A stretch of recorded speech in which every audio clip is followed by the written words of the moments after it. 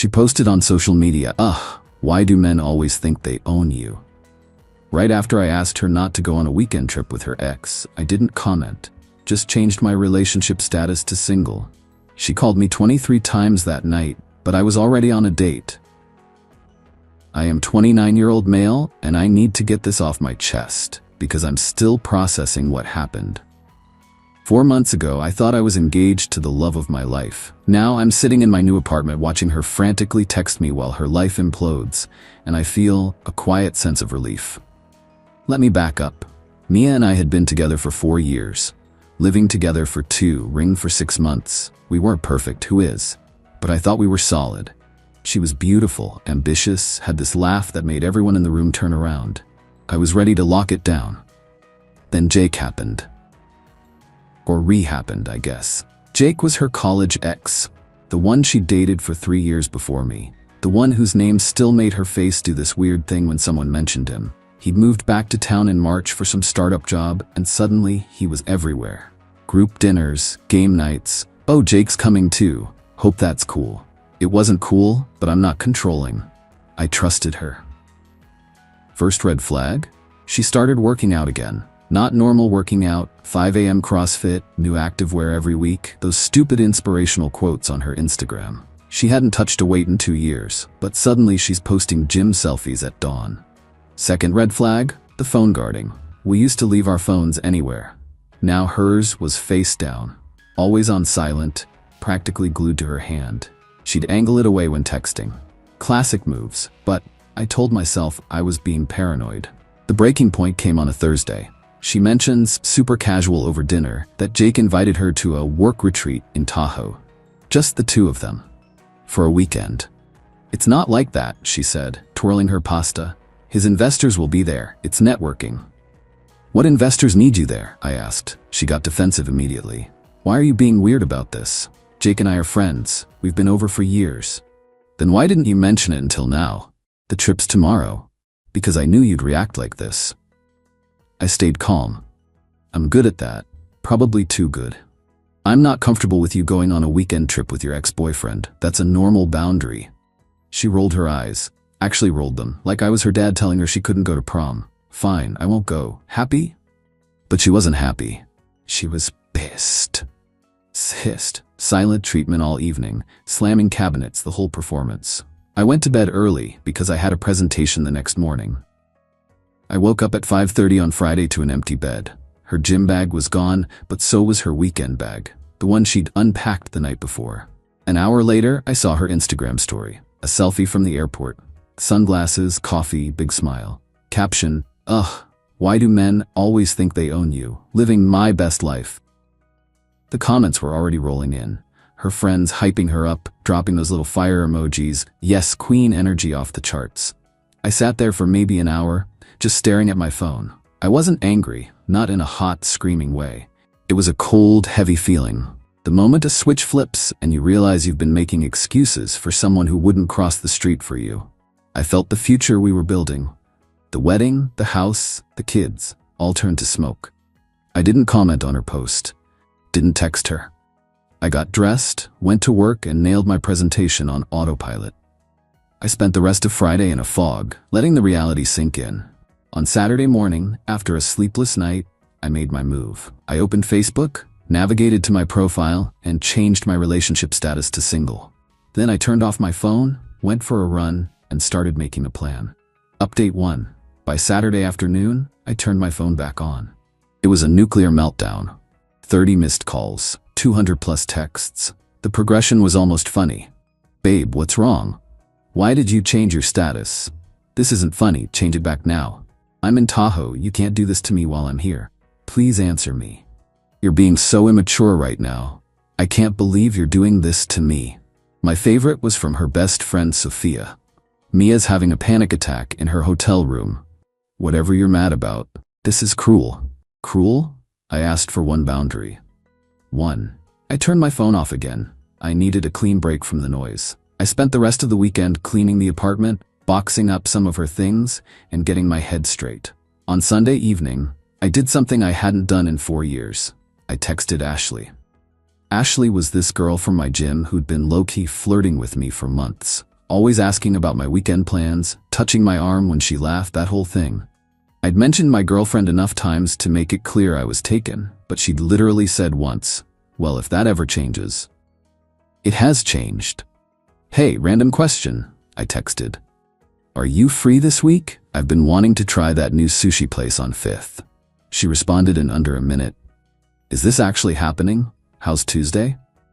While Mia was figuring out how to cut her networking trip short, I lined up my first date in 4 years. And you know what? It was fun.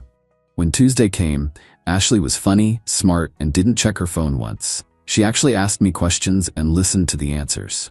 Around 9 p.m., I turned my phone on. 23 new missed calls from Mia. I didn't check the texts, but I did check Instagram. She'd deleted the airport post. Her story now had a black screen with "going through something. Please give me space."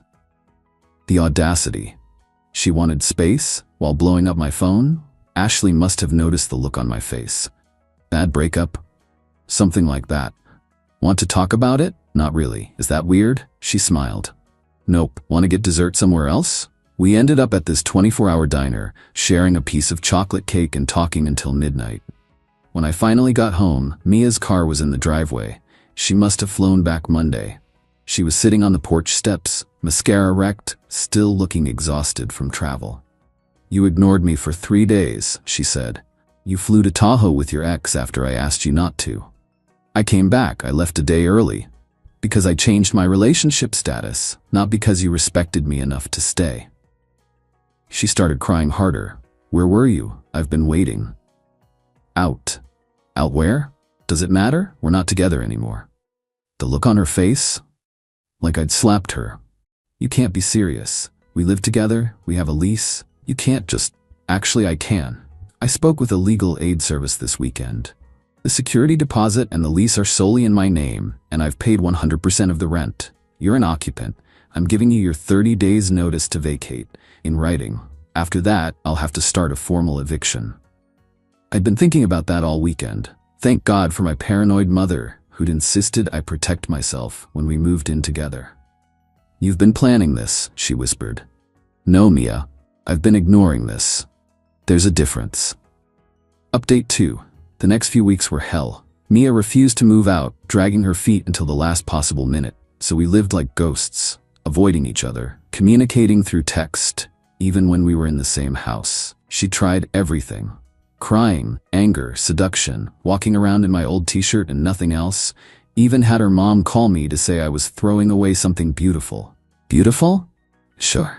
Like a sports car with no engine. But the real entertainment started when Jake's girlfriend reached out to me. Yeah. Girlfriend. Her name was Emma, and she'd been dating Jake for 8 months. She found me through some mutual friends on Facebook, sent me a message that started with, "I think our partners are having an affair." We met for coffee. Emma was exactly what you'd expect Jake to date. Tiny, blonde, probably had Live Laugh Love somewhere in her apartment. But she was also smart as hell and had receipts.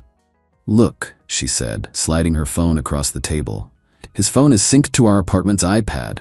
He's an idiot. He never turned the iMessage sync off." Jake hadn't deleted anything. The conversations went back months, getting progressively more flirty, then explicit. Photos, videos, times and dates that matched up with Mia's sudden work trips and girls' nights. The Tahoe trip? Not a work retreat. Jake had booked a couple's suite at some resort. The investors didn't exist. "She told him she was leaving you," Emma said, her voice shaking a little, "that she just needed the right time." I laughed. Actually laughed. When was this? 3 weeks ago. 3 weeks ago, we'd been looking at wedding venues. Emma wanted to confront them together, make a big scene. I had a better idea. "Do nothing," I said. "Let them think they're getting away with it." "Why?" "Because the best revenge is letting people create their own consequences." She looked skeptical but agreed. We exchanged numbers and promised to keep each other updated. That night, Mia tried one more time. Came to my room. I'd moved to the guest bedroom, wearing lingerie I'd bought her for Valentine's Day. "I miss you," she said. "Can we just talk?" "Sure. Tell me about Jake." Her face went white. "What about Jake? Are you sleeping with him?" "No. God, why are you so obsessed with Jake?" The lying came so easy to her, like breathing. "No reason. just wondering why he booked a couple's suite in Tahoe. She tried to recover, stuttering about how it was probably a mistake, how hotels mess up reservations all the time. But I was already pulling up the screenshots Emma had sent me. Want to explain this text from the iPad? Can't wait to wake up next to you again? Or this one where you're describing what you want to do to him? She didn't cry this time. Just stood there, caught, calculating her next move. You went through my phone? Jake's girlfriend did. His messages are synced to her iPad. Emma says hi, by the way. That's when she lost it. Not sad crying. Rage. Threw the bedside lamp at me, missed by a mile, screaming about how I was pathetic, how Jake was twice the man I was, how I'd driven her to this. You're boring, she screamed. You're safe and predictable and boring. Jake makes me feel alive. Cool. Go feel alive at his place. I will. And when you realize what you've lost, I'll be relieved, I finished. She packed that night. Took half the stuff that wasn't hers, but I didn't stop her. Small price to pay for peace. Update 3. Remember how I said the best revenge is letting people create their own consequences? Well, 2 weeks after Mia moved in with Jake, Emma executed her own plan. She didn't confront them or make a scene. She did something much worse. She told the truth. See, Jake wasn't some random startup guy. He worked for Emma's father's company. Had been promoted fast because he was dating the boss's daughter. Classic setup. Emma didn't just break up with him. She scheduled a formal meeting with HR and her father, presenting a documented complaint of unethical client relations. Guess what? Mia's company was a client of theirs. Jake had been using his position to give Mia's company preferential treatment, billing them way under market rate to impress her. It wasn't illegal, but it was a massive conflict of interest and a clear violation of company policy. Jake was immediately suspended, pending an internal investigation. A week later, he was fired. But wait, it gets better. Mia had been bragging on social media about her new relationship. Posted photos from Jake's apartment, which was actually Emma's apartment. She'd been paying the rent. When Emma kicked Jake out, suddenly Mia and Jake were both homeless. They ended up at Mia's sister's place. A one-bedroom apartment with her sister's boyfriend, and 2 cats. Romantic. Meanwhile, I was thriving. Got promoted at work. Turns out I was way more productive without the constant drama. Started actually dating Ashley. Joined a bowling league, of all things. Living my best boring life. Then last week, Mia texted me. Can we talk? I almost ignored it, but curiosity won. We met at a Starbucks, public and neutral. She looked rough, hair thrown up, no makeup, wearing sweats. The glow-up she'd been posting about on Instagram was apparently just good lighting and filters. I fucked up, she said, no preamble. Yep. Jake and I are done. It was a mistake. The whole thing. Okay. She stared at me like she was waiting for something. That's it? Okay. What do you want me to say, Mia? She started crying. I want to come home. That's not happening. We were together for 4 years. You're just gonna throw that away? The entitlement. Even after everything, she thought she could just come back? I didn't throw anything away. You did. When you chose to sneak around with your ex, when you lied to my face, when you posted about me owning you because I had one boundary. I made a mistake. No, you made about 100 choices. Every text, every lie, every time you gaslit me into thinking I was crazy for being uncomfortable with Jake. She tried to grab my hand. I pulled away. I'll do anything, she said. Therapy, whatever you want. I want you to learn from this. Just not with me. I left her crying in Starbucks. Felt bad for about 10 seconds until I remembered all the nights I'd stayed up wondering what I'd done wrong, why I wasn't enough. Ashley texted me as I was walking to my car. How'd it go? Like I expected. You okay? Better than okay. And I was. Whatever. The funny thing about betrayal is that it teaches you who you really are. I learned I'm not someone who needs revenge or drama or big confrontations. I just need honesty and respect. Mia learned that Instagram stories aren't real life, that feeling alive doesn't pay rent, and that boring guys who respect themselves don't take you back. Jake learned that syncing your phone to your girlfriend's iPad is a bad idea when you're cheating on her. Emma learned she's a badass who doesn't need anyone's approval to protect herself.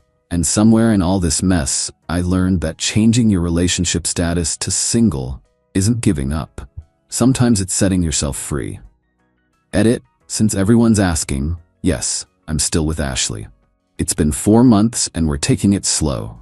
She knows the whole story and jokes that she owes Mia a thank you card. We went bowling last week with my league. She's terrible at it but laughs every time she gets a gutter ball. It's nice being with someone who doesn't treat your boundaries like suggestions. And no, I haven't heard from Mia since the Starbucks incident. Blocked her on everything. Her sister occasionally likes my Instagram posts, which is weird, but whatever. Not my circus anymore.